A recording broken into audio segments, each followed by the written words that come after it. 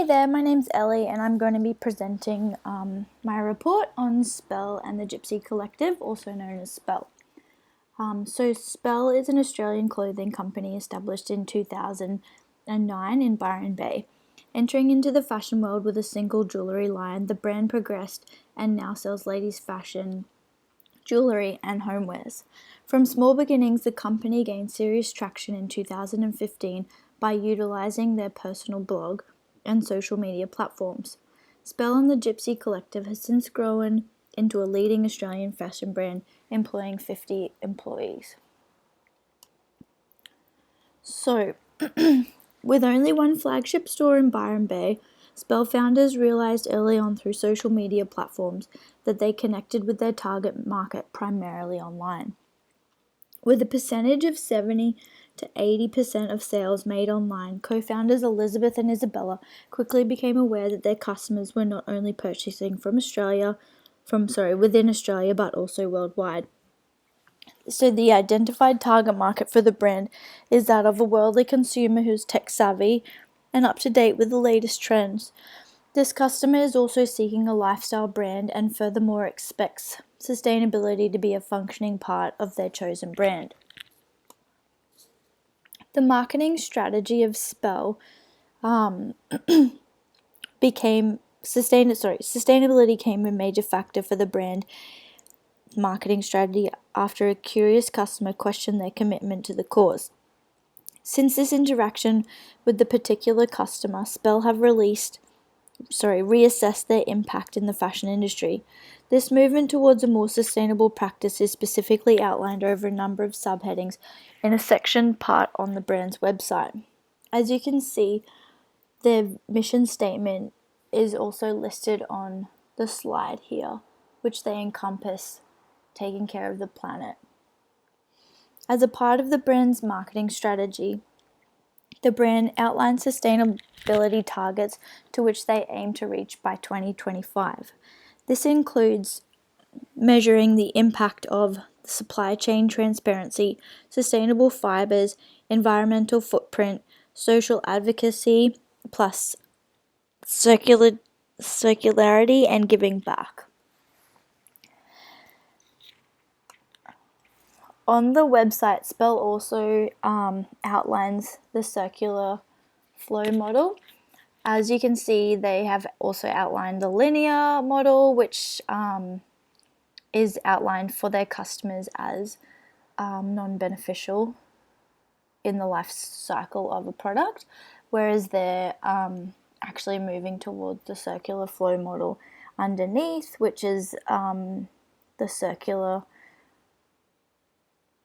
recyclable aspects of having a piece or an item from a store as well. So Spell's take on the three pillars. The first, for the environmental pillar, they focus mostly on animal welfare, which they have listed on the website a number of policies. For the economical aspect, providing a healthy workplace for employees is one of their main points of view, with a lot of their Byron Bay head office and their flagship store taking on ecosystems, with whether it's like lunches, no plastic. They also offer bicycles for all of the workers to get to and from work as a part of lowering their carbon footprint as well. The social aspect in their report is made it more evident the majority of the supply chain workers are situated outside of Australia, so there's a small percentage of jobs still being utilised within the country. However, workers employed from China, India and Peru are all required to sign the Spell Code of Conduct, which is based on the International Labour Organization and Ethical Trade Initiative. In terms of sustainable marketing efforts, Spell have been labelled by a number of articles as pioneers in Australia for sustainable fashion, for sustainability in fashion and their transparency. On the website, there is also a detailed measure of sustainable targets that are intended to be met by 2025. Assisting this is a roadmap of more intricate data, which also outlines metrics and scope, which is available online and explains how these targets will be met. Furthermore, an impact report is also available outlining the brand's previous years measured. Spell is seen by consumers as a mid-range brand that offers a lifestyle concept in terms of clothing, accessories, and homewares, living practices, and life choices, to which both primary and secondary conservationists both participate in. So, moving on to a SWOT analysis for Spell, some strengths that we found were they have a good reputation as a sustainable brand. They have reduced a massive amount of plastic use to biodegradable shipping products. Some weakness, however, was noted that I think in 2015 they had a month which was 400% up on sales, which also led to over purchasing and they were unable to meet the demands of the consumers. So that is something that they need to take on board for future opportunities.